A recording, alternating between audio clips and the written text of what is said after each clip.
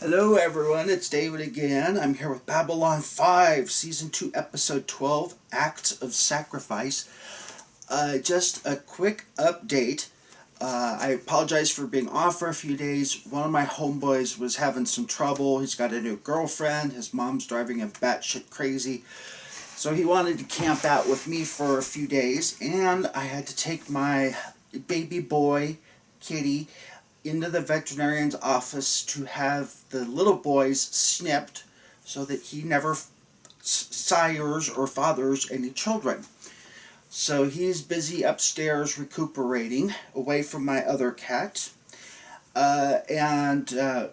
Anyway, back to Babylon 5. Shall we jump into it? We have a really good episode. Lots of CGI. Starts off with a really cool battle scene. So if you like CGI type battle scene stuff, here's a good one. Starts right off the bat. A Narn versus Centauri battle. A Narn cruisers destroy, delaying an attack on a transport with 700 females and children. Now, evidently, they don't believe in rescuing men, so if you're a male Narn, screw you. But, who knows? Video is played before various members of the B5 Council, Sheridan and Delenn, respectively. And basically both of them have said, look, dude, we're sorry, but you know what? Londo says that they were carrying weapons, and even though 5,000 Narn were killed in this battle, that Londo says they were human shields, that you guys put your military installations smack in the middle of civilian targets to drive up the sympathy count. You see that a lot in current wars, the 91 Gulf War especially, where they would put military things right in the middle of civilian transports. For instance, they had one government, it was like I think it was a communication center, and they put a civilian bomb shelter right on top of it. Well, the Americans, thinking it was a communication center, put a bomb right in there and unfortunately killed, I think it was well over 500 civilians. So anyway, as we all say, the first casualty of war is the truth. Who's true? Or who is correct, I should say. For instance, if there were females and children on this transport, does that make it a Centauri war crime? Or does the fact that there may have been guns and stuff, does that make it a Narn war crime? It kind of reminds me a little bit about the KAL Korean Airlines 007 airline shoot down. A lot of people my age that went through the Cold War will absolutely remember it came this close to driving us to World War III. A Korean airliner was shot down over the former Soviet Union. What happened was they took off from Anchorage, Alaska, and they input their coordinates incorrectly. Now, of course, with GPS, we don't have to worry about such things. Plus, the Cold War being over, there's not as many huge swaths of the planet that are no-fly zones. Anyway, this airliner was shot down by a guy. It was Major, and then I believe promoted to Colonel Osipovich. And they said, what do you remember about it? And basically what happened was a U.S. spy plane had been crossing in and out of Soviet airspace, trying to, and I can tell you as somebody who was born and raised in Alaska and hearing the planes taking off to go chase the Russians back and forth, both sides did it. And both sides continue to do it to this day. Our plane, we scream about these Russian planes buzzing, Navy ships and stuff like that. But people don't understand that we also send our aircraft over into Russian airspace to test their radar capabilities. So right, like not even 10 minutes before the KAL airplane went in, this airplane was crossing in and out of its flight zone. And so the Russians had legit reasons to believe that the KAL was in fact a military plane. Now, and they asked Osipovich, and he's like, look, I knew it was a Boeing plane. It had a second row of lights up top. And he said, only Boeing planes, civilian Boeing planes, had that row of lights up top. And they said, well, did you inform your commanders? Nope. Why not? They never asked. Really, dude? You don't think that your commanders are going to want that crucial piece of information? And he's like, I knew it was a civilian aircraft. I could see the little red lights on top of aircraft, so that especially in zones, military zones, you know this is a civilian plane, because no military plane's going to put a big bright red spotlight on top and flash it. And he says, I saw the lights. They were on. I knew it was a Boeing plane. Did you tell your commanders that fact? Nope.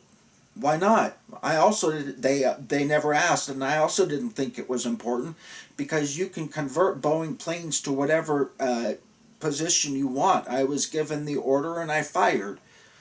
Well, didn't you try and use, bullets, and, you're supposed to shoot warning bullets in front of the plane? He goes, yeah, but he says it was the middle of the night, and I didn't have any, I think it's phosphorus. Can someone in the Air Force clarify that one? I think it's phosphorus there, night, so that someone's shooting at you.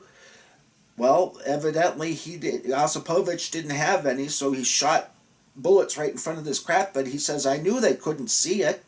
There was no way they could see it. It's the middle of the night, but what the hell. Little details.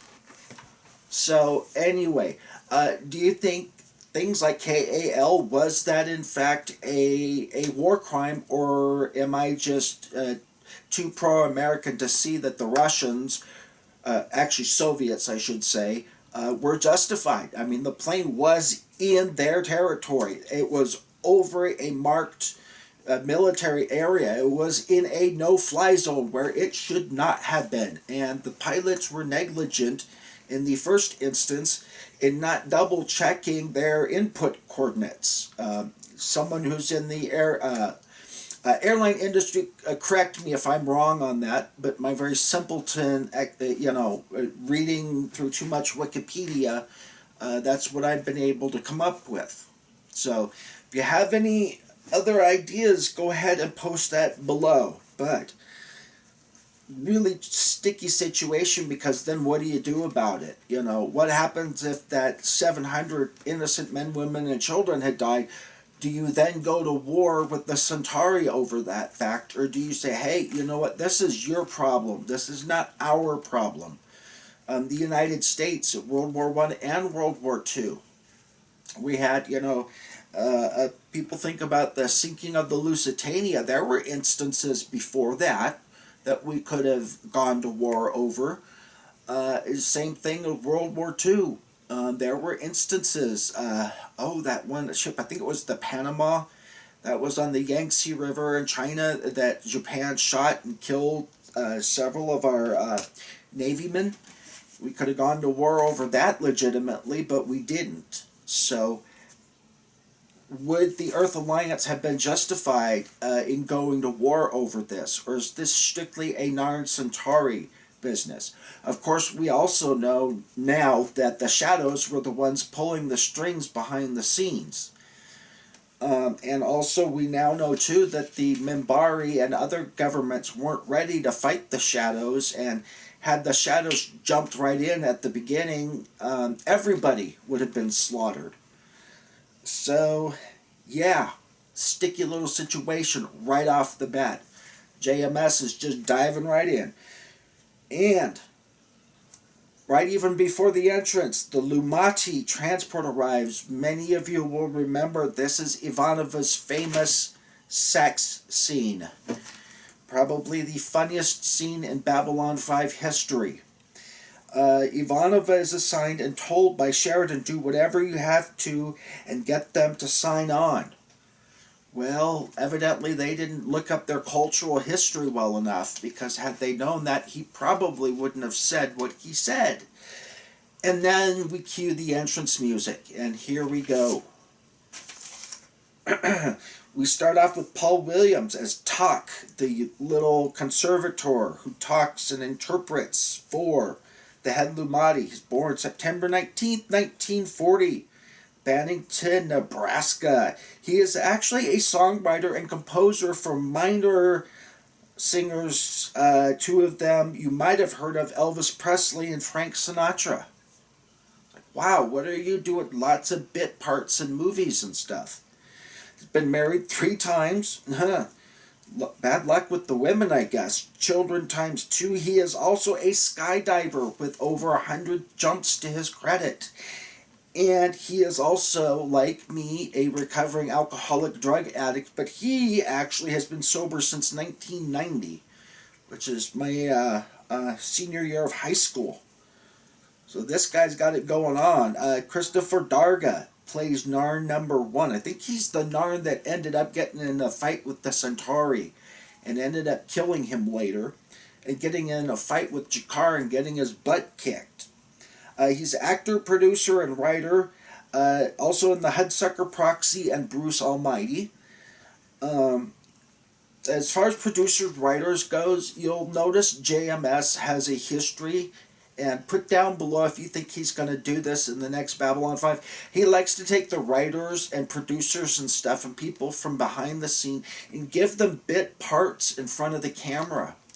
JMS himself, of course, as we all know, infamously in the very last scene of the very last episode of B5, he's the one that flicks off the lights and then Babylon 5 blows up, because...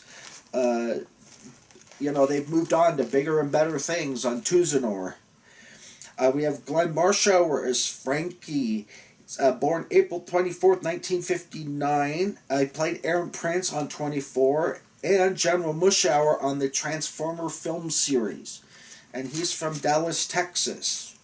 The state that's half the size of Alaska.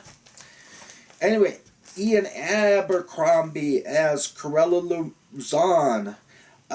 Born September 11th, 1936, passed away sadly January 26th of 2012. He is the one most famously voiced Palpatine in Star Wars, The Clone Wars, both the film and the TV, and he's also a Brit, by the way. We go in and Jakar's trying to get Delana Minbari intervention. And also express a lot of anger, where she says basically that a lot of the anger that you've expressed in the past makes it difficult to come to your aid. She said, look, what happens, okay, we jump in, we know the Minbari are going to kick Centauri butt, okay? Then the Centauri rebuild their forces and everything, and then they're going to come ask our help when you start to, so whose side do we pick? If we pick your side today, they're going to come and ask for our help in, 50 or 100 years' time? So it's going to be a never-ending cycle of violence. And, of course, Jakar doesn't want to hear that. He says poignantly, unless others intervene, we will destroy them or they will destroy us. There is no in-between. Now, didn't Hitler say the same thing about the Soviets? Either we crush communism or communism's going to crush us. Well, as we all know how that one turned out, there was a red flag up with a sickle and hammer up above the Reichstag for about 40 years. Anyway, zip on in, and there's some Centauri loudly celebrating the killing of Narns in the casino and in front of a group of Narns. And of course the Narns respond by trying to pick a fight. Zach Allen splits it up, but as we see, the fight's not over because they're going to go back at each other multiple times. Also, it seems to be like JMS might be trying to paint some sympathies for the Narns, because as we will learn later, the war is not going good for them. So who is, though, technically at fault, though? Because remember, the Narns did declare war first, so are they just getting their just desserts? Because it sounds like they picked on somebody with more technology and or more firepower. Of course, we all know that somebody with more technology is the Shadows. So, but it seems also too that the Centauri might be holding their own without Shadow assistance, and that fact will not be lost on Londo later on in the series. Let's see here. Oh, it zips on in, and another Centauri is talking about basically giving Londo some favors. He's having trouble getting past the red tape at home, and he thinks a word or two from Londo might help, and things that might technically be illegal might find their way into Londo's care, like Jaquan Eth plants, he says, and weeping stones, whatever those are. So, of course, Londo says, yeah, sure, I'll help, and then afterwards he says to Lanier, log this in, request in with the others. In other words, Londo's got a lot of people now who are looking to him for favors, and his star is definitely on a meteoric rise. He comments, he says, I wanted respect, instead I turned into a wishing well with legs. So if you hear that meme, I guess is the correct way to say that, that's where it comes from, a wishing well with legs. We zip on in, and the Centauri gets into a vicious attack with the Narn. As Zach Allen was trying to break up the fight, he ends up killing the Narn, who's charging at him with a weapon. So, you know, that's not a case of police brutality. Some guy came at him with a metal pipe, and he ordered him to put your damn weapon down, or I'm going to shoot you in the noodle. And the guy, just still in a fit of rage, came at him, and pow, he got it. So they end up arguing with Sheridan over who was at fault and who started the fight. And Sheridan's like, look, dude, if you want my help, you got to keep your folks under control. Because if it turns out that people back home that, you know, find out that the Narns are a bunch of barbarians, they're going to think the Centauri are justified in their war crimes. We zip on in, and Londo ends up giving Michael Garibaldi a gift, and Garibaldi's like, what, is this a bribe? And he goes, nope, whenever you've given me a loan in the past, you know, basically I got the money now, I can pay you back, and here is every loan you've ever given me paid back in full.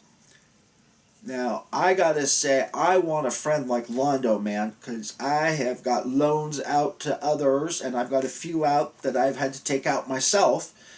One of them to my sister, who basically has said, you know, don't worry about paying me back because you've given out loans to help other people, and I know all about it, and so this is just kind of paying you back for your other loans. It's like, you know, the wheel makes a full circle, I guess. But yeah, I have a lot of people who owe me money, and let me tell you something. It's been decades for some of them, and I haven't heard a peep out of them as far as paying my loan back. So I guess Londo actually ends up... Have any of you actually ever had a loan paid back by a friend or a family member? Put it down below if you have, because mine is very few and far between. And he wants to have a chemically inoffensive drink with his good friend Garibaldi. First, we all know he stood up, and then at the very end, Michael comes in and sits down and has the chemically inoffensive drink. The Centauri who instigated the previous fight is now brutally killed by the Narn, and this Narn is going to take the power from Jakar, and basically he wants to kill all the Centauri on Babylon 5 in the next 6 hours.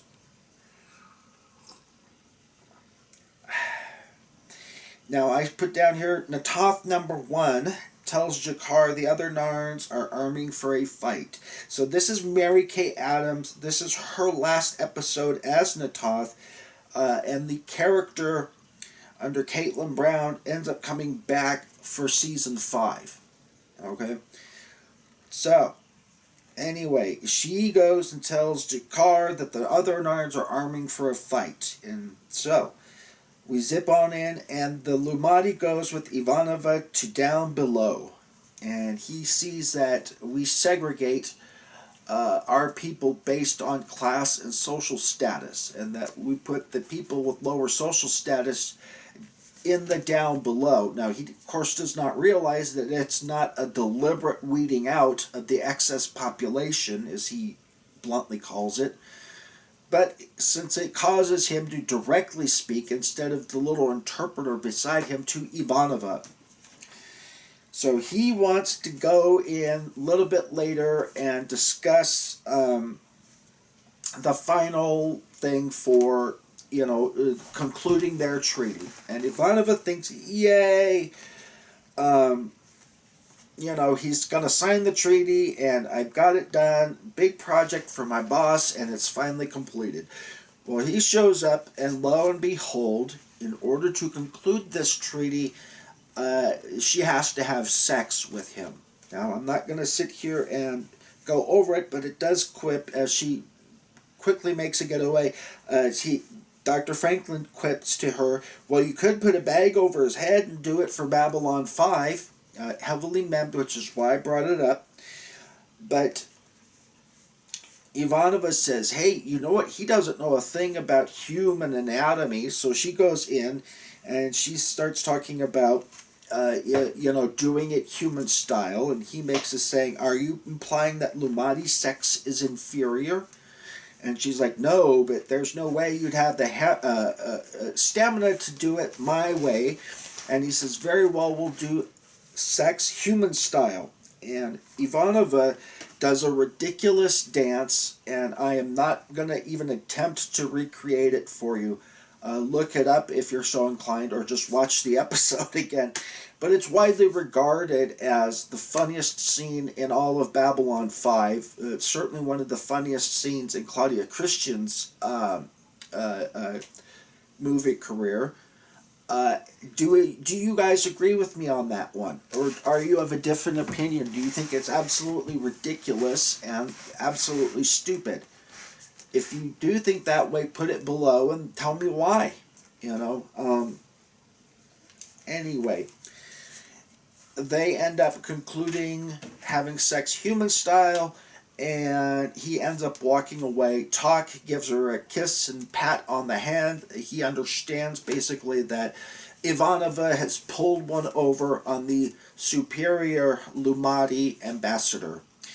Well, he goes off and everything ends up being happy-dory, except at the very end when Sheridan says, the head Lumati said some very complimentary things about you, and he says, oh, by the way, he left you a gift, and hands her a little silver box, heavily memmed, which is why I'm bringing this up.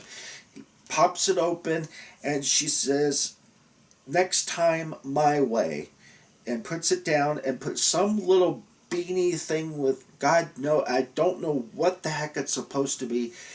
If any of you have an idea, put it down below. But anyway, Sheridan looks at her and says, is there something you want to tell me, Commander? And anyway, the episode ends up leaving, but lots of really good, juicy stuff in this episode. The big one, in my opinion, being the Narn Centauri war situation. Did the Centauri commit a war crime, or is the old saying true, love, all is fair in love and war? So anyways, as always, like, comment, subscribe. I'm taping this on a Sunday, so I hope you all have a good rest of your weekend.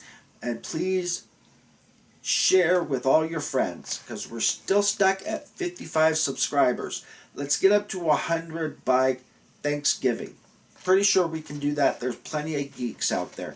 By the way, I have not heard any update from my JMS as to whether Warner Brothers has accepted his revisions for the B5 pilot episode or not.